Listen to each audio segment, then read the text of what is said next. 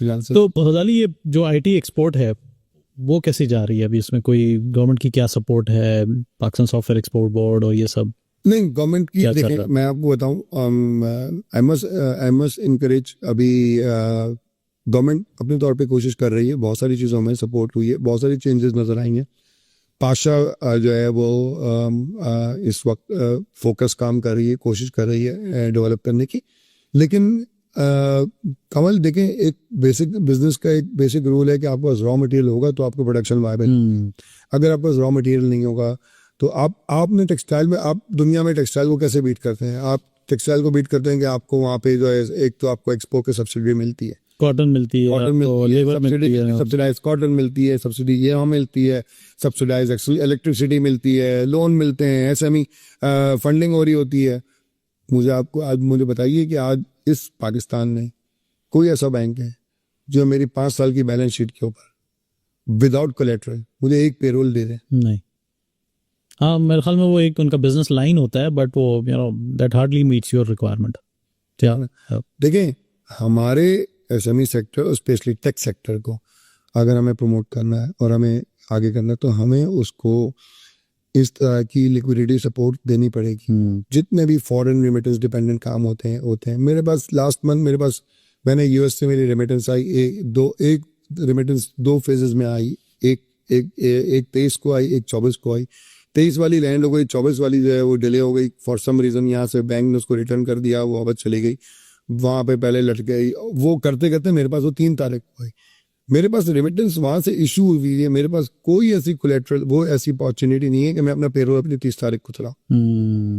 ठीक है, मैं अपना पेरोल नहीं चला पाया तो फिर मैंने पर्सनल अकाउंट से पैसे डाल के अपने पेरोल चलाया। अच्छा, ठीक है, मैं तो चलाऊंगा।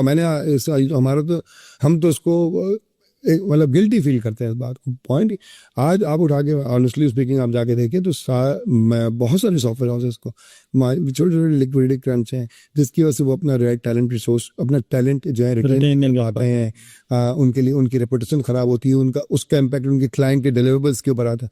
क्या हमारी government with some collateral, with some बहुत सारे कोलेटरल, मैं आपको एक एग्जांपल, तो इंटेलेक्चुअल प्रॉपर्टी भी तो कोलेटरल है। वो एग्जैक्टली नहीं, मैं आपको एक एग्जांपल देता हूँ। सऊदी अरब के अंदर एक प्रोग्राम है, उसका नाम है कफाला प्रोग्राम। अच्छा, वो आके आपका सिर्फ 6 महीने की इनकम स्टेटमेंट देखते हैं और उसके बाद आपको वो एक लाइन दे देते हैं, नो कोलेटरल।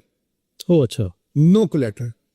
ठीक है, और ये उन्होंने क्या किया इस काम को करने के लिए, और ये बात मैंने बीच में सुनी थी कि हमारी गवर्नमेंट ने भी कहीं डिस्कस की थी, फिर वो डाई आउट हो गई। उन्होंने एक third party risk management company बना दी जिसका नाम है कफाला। हो गया, तो कफाला बैंकों की गारंटी देती है कि अगर कोई तुम्हारा कोई लोन बैक डिफॉल्ट होता है, हम पे करेंगे। श्योर। ठीक है, उन्होंने बैंकों को गारंटी दी और उन्होंने बैंकों को कहा आप लेकिन उसको क्वालिफाई कफाला करती है। कफाला करने के बाद फिर बैंकों को बोल देते कि भाई ये हमने क्वालिफाई कर दिया, आप इसको अगर लोन देंगे, अगर ये डिफॉल्ट करेगा तो हम आपको जो है वो आपका लोन इंश्योर्ड है। ओके, ठीक है, थर्ड पार्टी। और ये थर्ड पार्टी कंपनी बनी और इसने कफालों को गारंटी दी, अपनी छोटी सी सर्विस चार्जेस लिए, और आप रात को दें आप कफाला प्रोग्राम अगर आपको क्वालिफाई करता है, सुबह 5 बैंक आपको ऑफर लेके खड़े होते हैं। Very nice. एक कहता है 3.5 पे ले लो 1 साल के लिए, एक कहता है 3 पे ले लो, एक कहता है लाइन ले लो 2.75 पे, एक कहता है 6 महीने के लिए ले लो। Everybody have a product for you. कम से कम किसी एक सेक्टर के लिए तो हमें ये सपोर्ट निकालनी पड़ेगी। मैं पर्सनली जानता हूँ बहुत सारे सॉफ्टवेयर हाउस अपने इमरजेंस के वक्त में कोलैप्स कर जाते हैं just because of liquidity shortage. छोटी सी लिक्विडिटी, ठीक है, और वो लिक्विडिटी उनको नहीं मिल रही होती है। यहाँ पे गवर्नमेंट को आईटी सेक्टर के लिए कोई मिसाल के तौर पे आप मैं अगर आपसे 1 साल की लोन मांग रहा हूँ, आप उठा के पीएससीबी से मेरी रेमिटेंस चेक कर लीजिए पिछले 2 साल की, चेक कर लीजिए, ये मेरा कोलेटरल है, ये मेरा कोलेटरल है। आप उठा के मेरी पिछले 6 महीने की 2 साल की ऑडिट स्टेटमेंट चेक कर ली। ये 2 कोलेटरल काफी नहीं है, बहुत है। देखें, जिसको डिफॉल्ट करना होता है वो कोलेटरल दे के भी डिफॉल्ट कर जाता है, लेकिन पैटर्न ऑफ कंजम्पशन और पैटर्न ऑफ अर्निंग, अच्छा आप क्रेडिट कार्ड तो उसी में देते हैं ना? नहीं, इतना तो रिस्क मेरे ख्याल में, हाँ सही कह रहे हैं, क्रेडिट कार्ड, ठीक है, आप क्रेडिट कार्ड उसी में देते हैं ना? तो जब आप क्रेडिट कार्ड देते हैं तो ऑर्गेनाइजेशन को क्यों नहीं देते आप? क्रेडिट कार्ड तो आप देते हैं, मेरी लिमिट आप इंडिविजुअल को दे देते क्या हैं। लोग कोलेटरल लेते हैं? मुझे आप 10 लाख रुपए का क्रेडिट कार्ड देते हैं, आप मेरे 3 महीने की सैलरी देखते हैं, 3 महीने की सैलरी स्लिप देख के मुझे आप 10 लाख का क्रेडिट कार्ड देते हैं, मेरे 3 महीने की रेमिटेंस देख के मुझे हाँ, देते हैं आप। बिजनेस लाइन नहीं देते। बिजनेस क्यों नहीं देते? बिजनेस की बात करूं, company private limited, SECP regulated, 4 share holder sign, 3 share holder paid capital वगैरह सब पड़ा। पेड कैपिटल पड़ा हुआ है, कोलेटरल पड़ा हुआ है, 40 लोगों का रोजगार लगा हुआ है। हाँ, ठीक, ये सारी चीजों, ये चीज हमारे यहाँ हमें ये चीजें सोचनी पड़ेंगी। देखें, मे भी शायद बैंक्स कर रहे हो आइसोलेटेड हो, ना हो। अच्छा, नहीं कर रहे, नहीं कर रहे होगा। कोई ऐसा मैं पर किसी बैंक वालों से भी करूँगा ना। बिल्कुल करिए। सही। नहीं वो इसलिए नहीं करेंगे, मैं बताता हूँ, ये उस वक्त तक नहीं होगा जब तक ministry of finance, ministry of IT मिल जाए, स्टेट बैंक, सेंट्रल बैंक को नहीं समझाएगी, सेंट्रल बैंक इसके ऊपर वो नहीं करेगा। छूट देखिए दुनिया में, मैं आपको फिर सऊदी अरब के एग्जांपल दूंगा। सऊदी अरब ने पिछले 5 साल में अपने SME सेक्टर को, अपने SME सेक्टर की 10% कंपनियों को IPO के काबिल बना दिया। Very nice. रेस्टोरेंट के ऊपर जाके सिर्फ 2 महीने का POS का प्रिंट आउट लेके रेस्टोरेंट को लोन दे दिया, दूसरी आउटलेट खोल लो, no collateral, no collateral. Okay, सिर्फ पिछले 6 महीने का POS की सेल दिखा दो मुझे, 6 महीने की, अच्छा, और उससे दूसरी ब्रांच का लोन दे दिया उसको, वेरी नाइस। और भी दूसरी से तीसरी और तीसरी से चौथी। वो आउटलेट जो 5 साल पहले एक आउटलेट था, मैंने 40-30 आउटलेट, मतलब वहाँ छोटी सी छोटा आउटलेट जो है वो छोटी सी ब्रांड खुलती है एक, और वो 6 महीने में पता रहा 16 आउटलेट 18 आउटलेट रियाद में बने हैं। आप अगर अपने SME सेक्टर देखें, सबसे ज्यादा जॉब हम समझते हैं इंडस्ट्री क्रिएट करती है, सबसे ज्यादा जॉब SME सेक्टर क्रिएट करता है। हाँ, अग्री। इंडस्ट्री नहीं क्रिएट करती, इंडस्ट्री तो लेबर क्रिएट करती है। SME आपकी मिडिल क्लास को, लोअर मिडिल क्लास को एलिवेट करती है, एजुकेटेड लोगों को आपके यहाँ, उससे क्या होता है, आपके यहाँ एजुकेशन का इंटरेस्ट बढ़ता है, लोगों की एजुकेशन पेनिट्रेशन बढ़ती है कि यार लोगों को एजुकेशन लेने का फायदा हो रहा है। हम तो लेबर क्लास, आप मुझे बताइए कि हम हमारी इंडस्ट्री तो बहुत ही लिमिटेड एरियाज में लेबर्स को कंज्यूम कर रही है ना, वो भी, लेकिन बाकी जो हमारे पास जो मिडिल क्लास में हम जो ग्रेजुएट्स निकाले जा रहे हैं, उनके लिए जब तक SME सेक्टर एनेबल नहीं होगा, और वही SME सेक्टर खुद भी, अगर मिडिल क्लास को आप अगर ये SME सेक्टर की प्रोडक्ट्स आप बनाएंगे, तो जो मिडिल क्लास है आपकी, उस मिडिल क्लास को वो अपॉर्चुनिटी मिलेगी कि यार मेरा एक आउटलेट मैंने खोला था, चाहे वो बन कबाब का ढाबा ही था, हाँ सही है, तो मुझे कम से कम दूसरे आउटलेट के लिए एक लाइन मिल गई, और फिर तीसरे आउटलेट के लिए आउट, तो दे आर थाउजेंड। आप बैंक आपको 10 लाख रुपए का लोन दे देते हैं बगैर कोलेटरल के, 10 पर्सनल फाइनेंस जो मिल रहा होता है, SME को क्यों नहीं दे सकते ये लोन? क्या तुम्हारी बुक के मुताबिक, पिछले साल के मुताबिक, तो 30% लोन ले लो, 40% लोन ले लो। ये वाली जो चीज है ना हमारे SME, लिक्विडिटी, गाड़ी दे देंगे, AC दे देंगे, जनरेटर दे देंगे, लिक्विडिटी नहीं देंगे, उसको पेरोल चाहिए।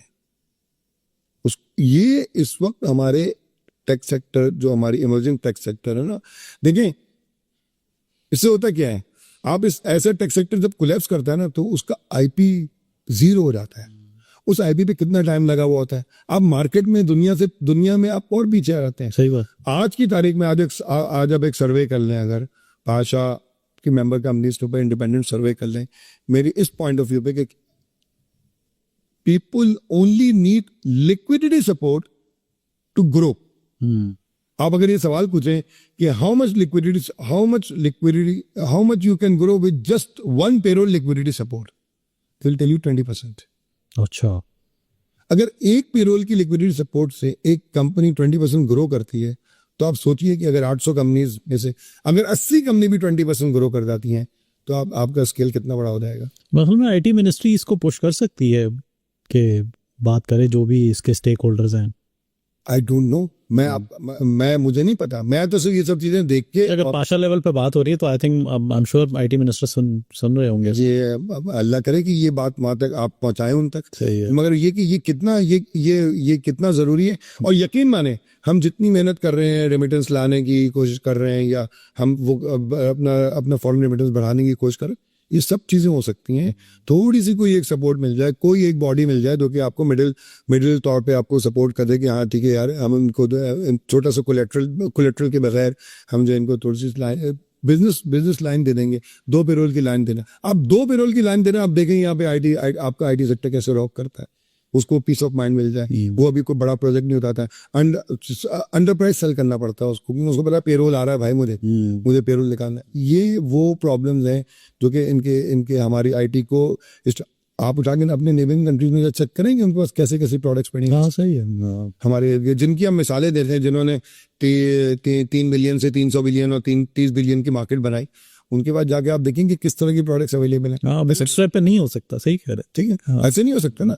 तो हमारे पास यही एक वजह। अच्छा, उसका जो और डिसएडवांटेज अब होता क्या है, जब एक आदमी इन सब चीज़ों में एग्जॉस्ट हो जाता है तो वो सिर्फ उसका एक रूट होता है, वो यहाँ से पाकिस्तान से एग्जिट रूट करता है, और फिर वो कहीं ना कहीं जाने की कोशिश करता है।